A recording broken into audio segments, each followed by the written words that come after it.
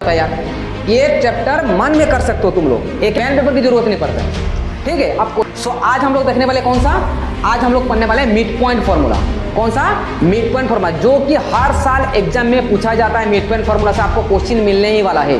तो mid point formula होता है कि बहुत ही इजी चैप्टर है और इस वीडियो को देखने के बाद आपको पूरा समझ में आ जाएगा कि मिड पॉइंट फॉर्मूला कितना इजी है। बहुत इजीली आप इसको सॉल्व कर सकते हो। तो मिड पॉइंट फॉर्मूला आपको इग्नोर नहीं करना है, इसको अच्छे से प्रैक्टिस करना है। सो स्टार्ट करते हैं। मिड पॉइंट फॉर्मूला होता क्या है? मिड पॉइंट का मतलब यहाँ पे कुछ बेसिक टर्म समझ में आ रहा होगा, समझ में आ रहा है? मिड का मतलब कुछ बीच वाला पॉइंट हुआ होगा। तो हम लोग कल और समझते हैं कि मिड पॉइंट का मतलब क्या होता है। कल हम लोग ऑलरेडी डिस्कशन कर चुके हैं। क्या डिस्कशन कर चुके हैं? कल डिस्कशन कर चुके हैं कोई भी एक सेक्शन फॉर्मूला में कैसे निकालते हैं, अलग अलग सेक्शन में डिवाइड होता है। जैसे कि एक लाइन सेगमेंट है, ये कोई लाइन सेगमेंट दिया गया है, ये कोई लाइन सेगमेंट, इस नाम दिया था मैं ए दे दिया और इसका नाम दे दिया मैं बी दे दिया। अगर इस लाइन सेगमेंट में, ठीक है, ये ए हो गया, ये बी, तो इसको हम लोग दो अलग अलग पार्ट में डिवाइड किए थे, यस सर नो? तो दो अलग अलग सेक्शन में डिवाइड हो गया था। इसका ऑलरेडी हम लोग डिस्कशन कर चुके हैं। अगर उस वीडियो को अभी तक आप लोग नहीं देखो तो उसका लिंक मैं डिस्क्रिप्शन बॉक्स में दे दूंगा, इसको ओपन करके आप लोग देख सकते हो। बहुत उसमें हम लोग डिटेल इसको हम लोग क्या किया, इसको एक्सप्लेन किया गया है। आज हम लोग उसका सेकंड पार्ट करने वाले, कौन सा? Mid point formula. तो ए बी एक लाइन सेगमेंट होगा, तो इस लाइन सेगमेंट को एक ऐसा पॉइंट होगा जो कि दो इक्वल पार्ट में डिवाइड कर दे रहा है, इसको बोलते हैं मिड पॉइंट। मतलब ए बी अगर मान लो 10 सेंटीमीटर होगा, ए बी अगर मान लो 10 सेंटीमीटर है, मैं बोल रहा हूँ ए बी 10 सेंटीमीटर है, कितना है? 10 सेंटीमीटर, तो उसका मिड पॉइंट कितना होगा? 5 में आएगा। तो इसका मान मैं मान लेता, इसके में कोई बीच में एक ऐसा पॉइंट है जो कि इसको 2 इक्वल पार्ट में डिवाइड कर दे रहे हैं। तो मैं यहाँ पे लिख सकता हूँ पी, क्या यहाँ पे मैं लिख सकता हूँ यार, यहाँ पे लिख सकता हूँ पी इज ए, क्या होगा? अरे क्या होगा बोलो यार, फिर चुप रहे। मिड पॉइंट क्या होगा? ये मिड पॉइंट है। मिड पॉइंट का मतलब दो इक्वल पार्ट में डिवाइड करते रहे। तो क्या यहाँ पे मैं लिख सकता हूँ कि एपी का जो लेंथ होगा क्या पीबी के बराबर होगा? क्या एपी का लेंथ पीबी के बराबर होगा कि नहीं होगा? हो जाएगा। क्या इसमें कोई डाउट है क्या आप लोगों को? कुछ भी डाउट नहीं, वेरी गुड। तो एपी पीबी इसको बोलते हैं मिड पॉइंट। मतलब एक ऐसा पॉइंट हो जो कि लाइन सेगमेंट को 2 इक्वल पार्ट में डिवाइड कर दे रहा है, यस सर नो? तो पे जो पहला वाला जो पॉइंट होता था, इसका नाम क्या होता था यार? ये जो पॉइंट होता है इसका नाम क्या लेता था मैं? x1 y1। आखिरी वाला पॉइंट को क्या लेता था मैं? x2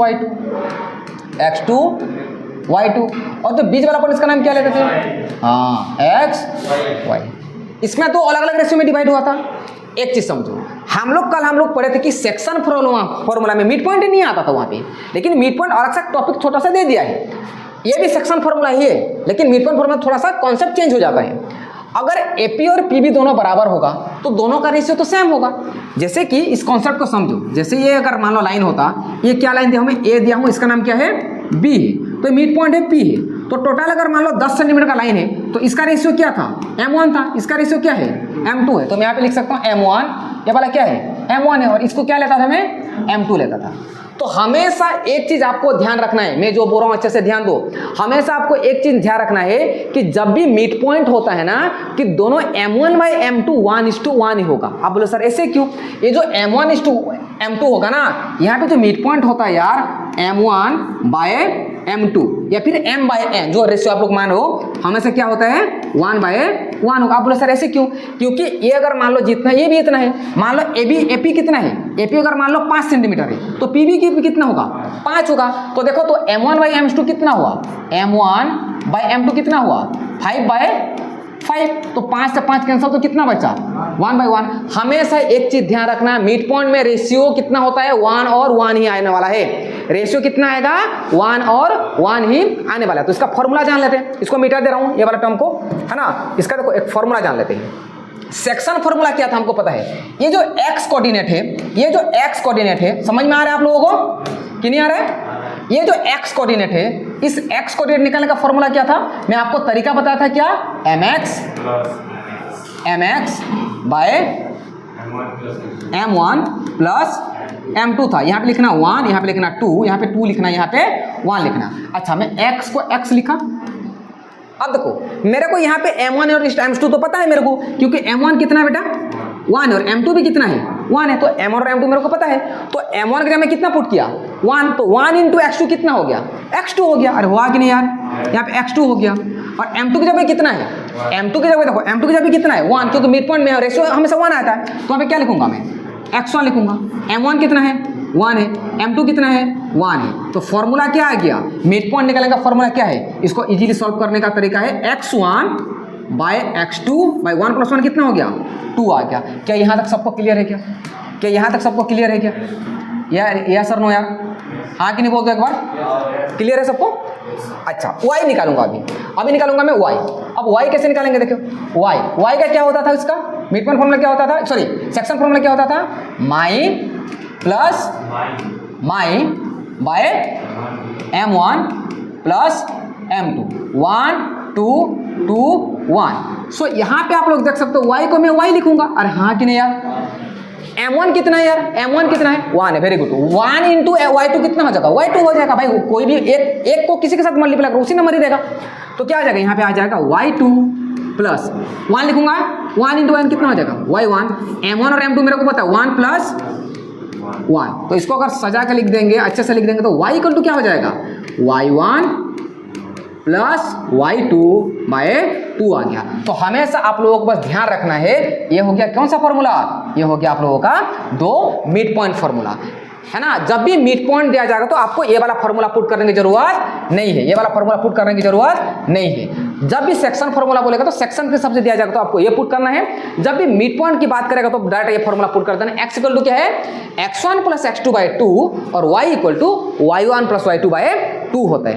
क्या यहाँ तक सबको क्लियर है क्या, आगे बढ़े एक आध सवाल करके देखते हैं। सवाल नहीं करेंगे तो आपको मजा नहीं आने वाला है, बहुत ईजी है, तो मन में हो जाता है यार।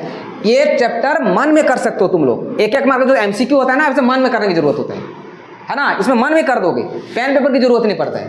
ठीक है, आप क्वेश्चन सॉल्व करके देखते हैं, क्योंकि जब तक क्वेश्चन सॉल्व नहीं करोगे आपको मजा नहीं आएगा, है कि नहीं, आप समझ नहीं पाओगे। तो इसे देखो बहुत अच्छा अच्छा क्वेश्चन बनता है इससे रिलेटेड। तो क्वेश्चन मेरे पास है, क्वेश्चन हम लोग लिए हैं, तो क्वेश्चन को सॉल्व करते हैं। इसको लिख दो अपनी कॉपी में पहले, हो गया सबका।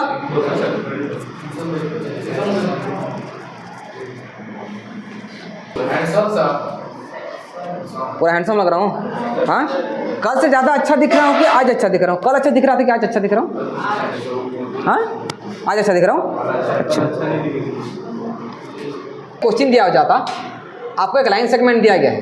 देखो मैं एक सिंपल सा क्वेश्चन मैं अपनी तरफ से बताता हूँ, है ना। एक क्वेश्चन सॉल्व कर, देखो यहाँ पे आपको एक लाइन सेगमेंट दिया गया है। इस लाइन सेगमेंट का 2 वर्टाइसेस है, समझो। यहाँ पे दिया है, मान लो सपोज ए है और ये कोऑर्डिनेट क्या है बी। मैं मनमानी ले रहा हूँ कोई भी कोऑर्डिनेट, मैं इस कोऑर्डिनेट का नाम लिया मैं -2,